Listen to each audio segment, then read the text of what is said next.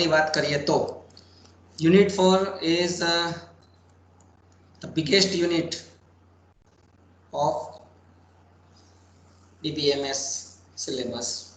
સૌથી મોટામાં મોટું ચેપ્ટર કહી શકાય અને સિલેબસ વાઇઝ પણ તમે જો તો SQL માટે GTU વાળાએ 8 કલાક અલોટ કરેલા હતા અને યુનિટ નંબર 4 માટે 10 કલાક અલોટ કરેલા છે. તો આમ ફિઝિકલી પણ તમે જો તો GTU વાળા જ કહે છે કે ભાઈ આ ચેપ્ટર તમારે ભણાવતા એટલું લાંબુ છે તો 10 કલાક થશે. ઓકે, એ વાત થઈ ફિઝિકલની. પણ હું તમને એકચ્યુઅલ વસ્તુ કહું તો યુનિટ નંબર 4 છે એ ખરેખર મારી પાસે જે આ મટીરિયલ છે ને તો તમે અહીંયા જોઈ શકશો જ્યાં મારું માઉસ મૂવ થાય છે ત્યાં કે 48 pages are there. Okay, I am having 48 pages. તો SQL કરતા એક પેજ વધારે છે એવું સમજી શકો. અને બીજું કે આ ચેપ્ટરની અંદર એકચ્યુઅલી 2 પાર્ટ્સ આર ધેર જે તમને અહીંયા જ જોવા મળશે.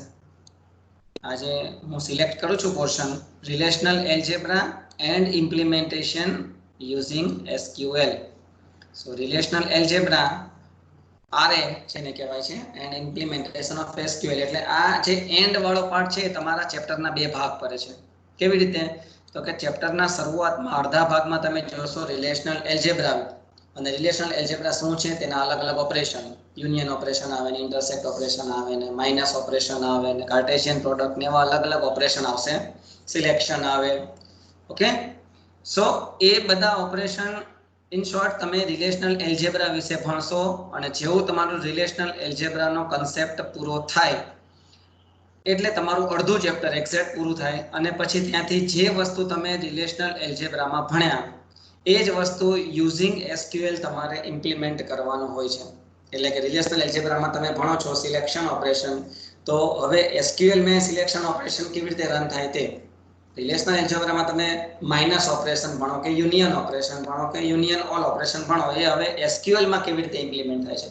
સો whatever things you are learning in relational algebra, all these things we have to implement using SQL. એટલે અડધો પાર્ટ છે ચેપ્ટરનો રિલેશનલ એલ્જેબ્રા ને સમજવાનો અને અડધો પાર્ટ છે તેને SQL થી ઇમ્પ્લિમેન્ટ કરવાનો.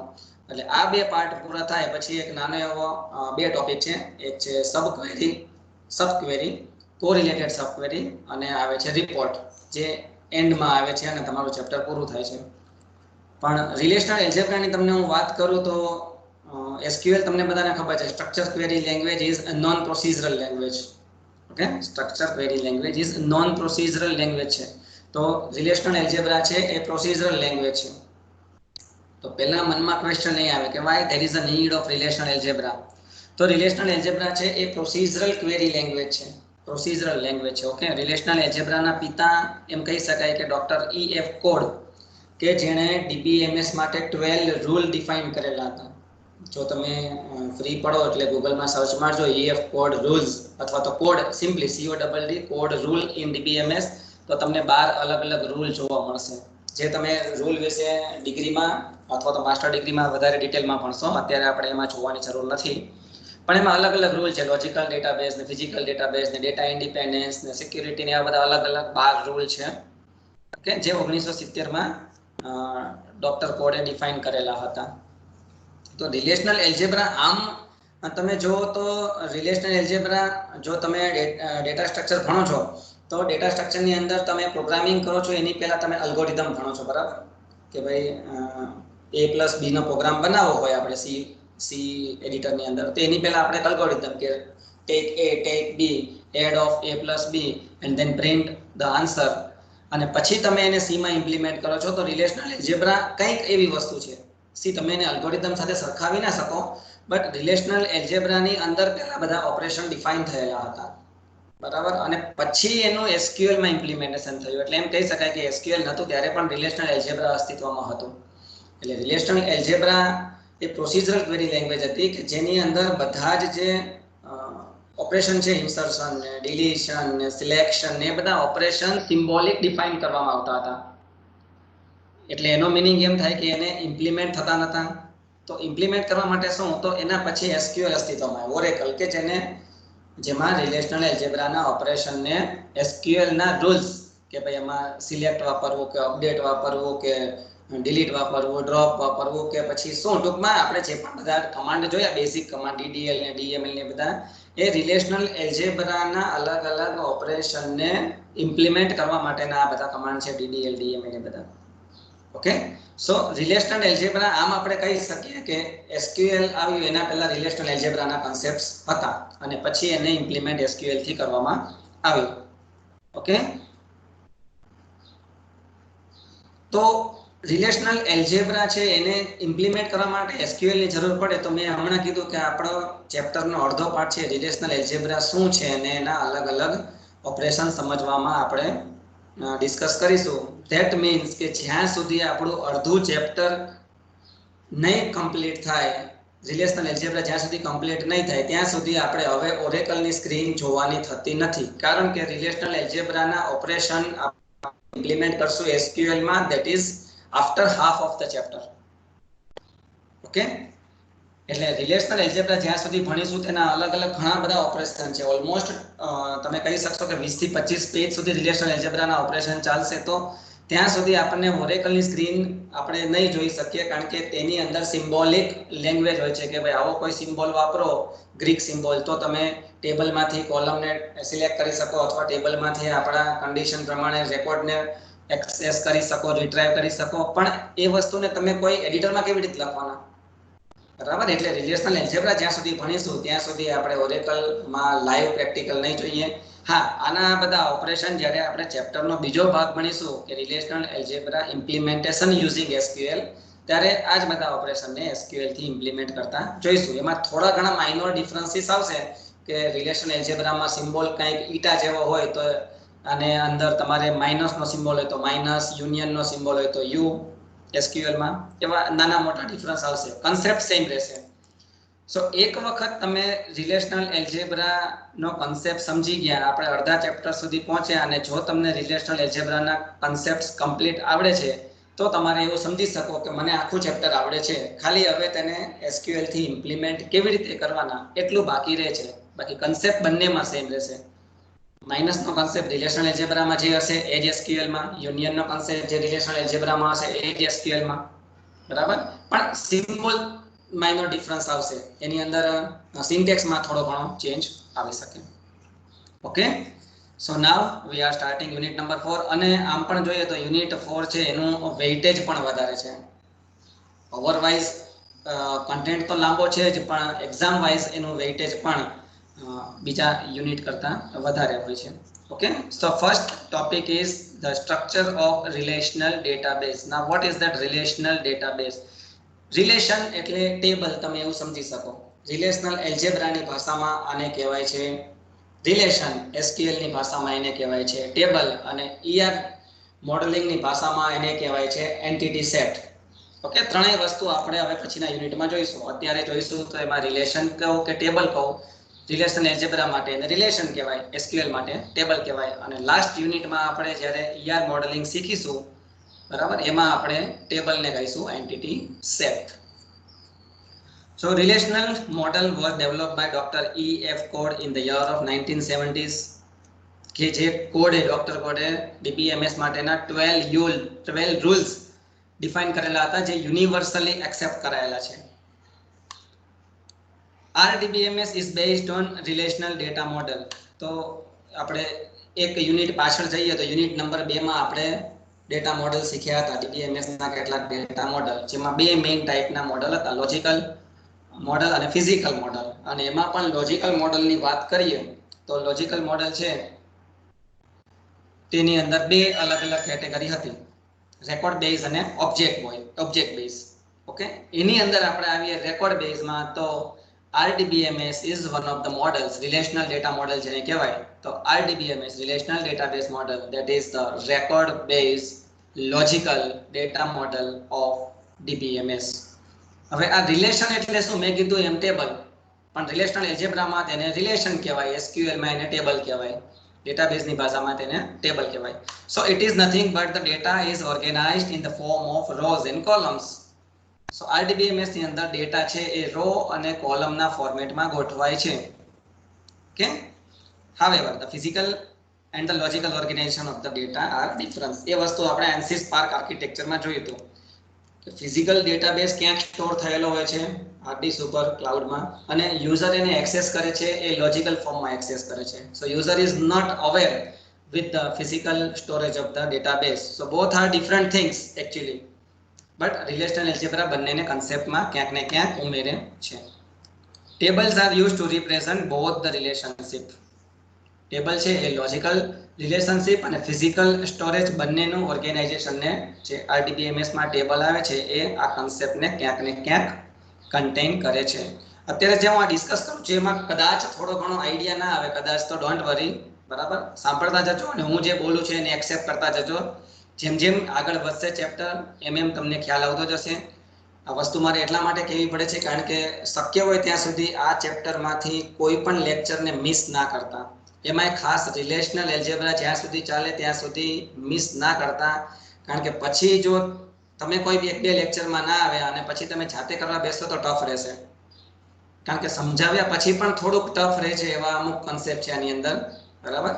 સમજવામાં ઈઝી છે નો ડાઉટ, પણ જ્યારે તમે એને ક્વેરી બિલ્ડઅપ કરવા જાઓ તો અલગથી તમને પૂછાય છે એક્ઝામમાં કે write this query in relational algebra, how to find the record whose surname find the records of all the persons whose surname is Parmar or Solanki or whatever. તો તમારે એને રિલેશનલ એલ્જેબ્રામાં લખવી પડે. આમ લખો તો ના ચાલે કે select star from person where surname is equal to Parmar or Solanki, એવું નહીં. તમારે એને રિલેશનલ એલ્જેબ્રાના સિમ્બોલમાં લખવી પડે, બરાબર. એટલા માટે કહું છું કે શક્ય હોય ત્યાં સુધી યુનિટ 4 ની અંદર એટેન્ડન્સ તો રાખજો તમારી અને પ્લસ સાંભળજો, બરાબર. આપણે એવું હશે તો ધીમે ધીમે જઈશું, જ્યાં ક્વેશ્ચન ક્વેરી હશે તો એને રિવાઇઝ કરશું. Okay. Every row in the table representing the collection of records, જે વસ્તુ આપણે યુનિટ 1 માં જોયું કે દરેક રો છે એ રિલેટેડ ફિલ્ડ્સ હોય છે જેને રેકોર્ડ પણ કહી શકાય, અને મલ્ટિપલ રેકોર્ડ છે એ કલેક્ટ થઈને બને છે તમારું રિલેશન અથવા તો ટેબલ. અને આવા ઘણા બધા ટેબલ કલેક્ટ થાય છે તો પછી એક ડેટાબેઝ બને છે. Okay. The table name and column name are useful for interpreting the meaning of values in each row. દરેક રો ની અંદર જે વેલ્યુ હોય છે, ઓકે, દરેક રો ની અંદર જે પર્ટિક્યુલર વેલ્યુ હોય તો એ કયા કોલમમાં વેલ્યુ છે અને ટેબલનું નામ શું છે તો એ તમને એ વેલ્યુ એ મીનિંગ પ્રોવાઈડ કરે છે. દાખલા તરીકે સ્ટુડન્ટ એનરોલમેન્ટ નંબર છે, ઓકે, તો રેકોર્ડ ની અંદર શું આવે છે? એનરોલમેન્ટ નંબર, નામ, mobile number, address, gender etcetera. પણ તમે પર્ટિક્યુલર ફિલ્ડની વાત કરો એનરોલમેન્ટ નંબર, તો એ કોલમનું નામ છે એનરોલમેન્ટ નંબર. તો એના ઉપરથી આપણને આઈડિયા આવે કોલમ ઉપરથી કે that is the enrolment number data, અને ટેબલનું નામ ફિલ્ડ છે, સોરી સ્ટુડન્ટ છે ટેબલનું નામ, તો તમને એક્ઝેક્ટલી આઈડિયા આવે કે this enrolment number ease of particular student. તો ટેબલ નેમ અને કોલમ નેમ છે તમને ડેટાને ઇન્ટરપ્રિટ કરવામાં વધારે હેલ્પ કરે છે. કેટલાક પોપ્યુલર ડેટાબેઝ અને એક્ઝામ્પલ અહીંયા છે. IBM વાળાએ DB2, ઇન્ફોર્મિક્સ ડાયનેમિક સર્વર એવા કંઈક આપેલા છે સોફ્ટવેર. ઓરેકલ વાળાએ ઓરેકલ અને RDB સોફ્ટવેર, માઇક્રોસોફ્ટ વાળાએ MS એક્સેસ, SQL સર્વર વગેરે રિલેશનલ ડેટાબેઝને સપોર્ટ કરતા સોફ્ટવેર છે એ પ્રોવાઈડ કર્યા. જે આ કન્સેપ્ટ છે હવે આમાં પણ સમજી લેશો તમે. આ જે ફિગર છે એને થોડું ઝૂમ કરી લેજો. આ આપણી પાસે એક ટેબલ છે જેના કોલમ છે staff ID, staff name, staff mobile number. 3 column છે અને 3 રો છે. 1 2 3 ક્લીન્સ, પછી CECNK અને CENJR એવા સ્ટાફના નામ છે અને સમથિંગ એના મોબાઈલ નંબર આપેલા છે. તો આ જે હું માઉસ મૂવ કરું ત્યાં જોજો, આ જે એક રો છે એને કહેવામાં આવે ટપલ. તો અહીંયા તમે જોઈ શકશો ટપલ. જ્યાં મારું માઉસ મૂવ થાય છે ત્યાં ધ્યાન રાખજો, બરાબર. ટપલ. નંબર ઓફ ટપલ 3 છે તો એને કહેવામાં આવે કાર્ડિનાલિટી. ધેટ મીન્સ આ ટેબલની આ રિલેશનની કાર્ડિનાલિટી છે 3. આ જે સ્ટાફ ID તમને જોવા મળે છે તે એક કોલમ છે જેને કહેવાય એટ્રીબ્યુટ, અને આવા 3 એટ્રીબ્યુટ આપણા ટેબલમાં છે. સો નંબર ઓફ એટ્રીબ્યુટ્સ 3 છે તો તેને કહેવામાં આવે arity. Okay, so cardinality, number of tuples, arity, number of attribute. આ જે રો કોલમનું આખું ફોર્મેટ એક તૈયાર થાય છે, 3 રો અને 3 કોલમ, એને કહેવામાં આવે છે relation. That is the predefined row column format for storing the data or information. અને અહીંયા તમે જોઈ શકશો સ્ટાફના મોબાઈલ નંબરની અંદર કોઈક આંકડા લખેલા છે 820010 સમથિંગ, બરાબર. ધેટ મીન્સ કે એ મોબાઈલ નંબર ફિલ્ડની અંદર તમે ફક્ત 0 થી લઈને 9 ઇન્ટીજર નંબર જ દાખલ કરી શકો, 1.1 દાખલ ના કરી શકો, અથવા એબીસીડી સ્મોલ કે કેપિટલ કે બીજો કોઈ સિમ્બલ તમે દાખલ ના કરી શકો. That is a constraint, that is a rule કે ભાઈ મોબાઈલ નંબરની અંદર ફરજિયાત તમારે 0 થી લઈ અને 9, 0 1 2 3 4 5 6 9 સુધી, બરાબર. તો 9 સુધીના નંબર કોઈ નાખવાના થાય અને ફરજિયાત તમારે તેની લેન્થ 10 રાખવી પડે. 9 નંબર પણ ના ચાલે, 11 નંબર પણ ના ચાલે. તો આને કહેવામાં આવે ડોમેન. તો ડોમેન કોને કહેવામાં આવે? Set of permitted values for entering data in a particular field. તમે ફિલ્ડની અંદર જે ટાઈપના ડેટા નાખી શકો તો એને કહેવામાં આવે ડોમેન. દાખલા તરીકે મોબાઈલ નંબરની અંદર તમે ફક્ત 0 1 2 3 4 5 6 7 8 9 આટલા ડેટા નાખી શકો. આનાથી બહાર કંઈ પણ નહીં, 1.4 પણ નહીં, એ પણ નહીં, ઝેડ પણ નહીં કે @ પણ નહીં. અને ફરજિયાત તમે 10 લેન્થના જ નંબર નાખી શકો. એટલે મોબાઈલ નંબર 10 આંકડાનો હોય, 11 આંકડાનો પણ ના ચાલે, 9 આંકડાનો પણ ના ચાલે. તો આના માટેનું ડોમેન થયું 0 to 9 digits and length is 10. That means domain is the set of permitted values for particular attribute or column. જે હું અહીંયા માઉસથી તમને બતાવું છું, બરાબર. આટલી વસ્તુની ડેફિનેશન આપણે અત્યારે જોવાની છે. રિલેશન એટલે તમે સમજી શકો table, that is raw column format જે હોય, બરાબર. આવું 2 ડાયમેન્શનલ રો કોલમ ફોર્મેટ. અહીંયા આપણે 4 રો છે અને 5 કોલમ છે, તો રો કોલમ ફોર્મેટને કહેવામાં આવે રિલેશન. રિલેશનલ એલ્જેબ્રાની ભાષામાં રિલેશન કહેવાય, એસક્યુએલની ભાષામાં ટેબલ કહેવાય. A database relation is predefined row column format for storing the data and relation is equivalent to table. હવે વાત આવે એટ્રીબ્યુટ. એટ્રીબ્યુટ એટલે column ટેબલમાંની. A column in a relation is an attribute. બે એટ્રીબ્યુટના નામ same ક્યારેય ના હોઈ શકે. તમે ટેબલમાં પહેલા કોલમનું નામ રાખ્યું એનરોલમેન્ટ નંબર ને બીજા કોલમનું નામ પણ તમે એનરોલમેન્ટ નંબર રાખવા જાઓ તો એ અલાઉ નહીં કરે. બે કોલમના નામ સેમ ના ચાલે. રેકોર્ડની અંદર એવું ચાલે, તમારામાંથી કદાચ કોકનું નામ મુકેશ હોય તો ક્લાસમાં બીજો પણ મુકેશ હોઈ શકે, બની શકે.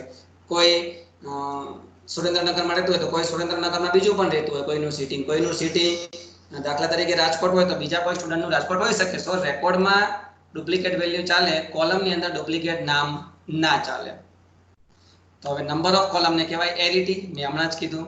તો એરિટી, that is the total number of attributes in a relation in a table, જેને કહેવાય એરિટી.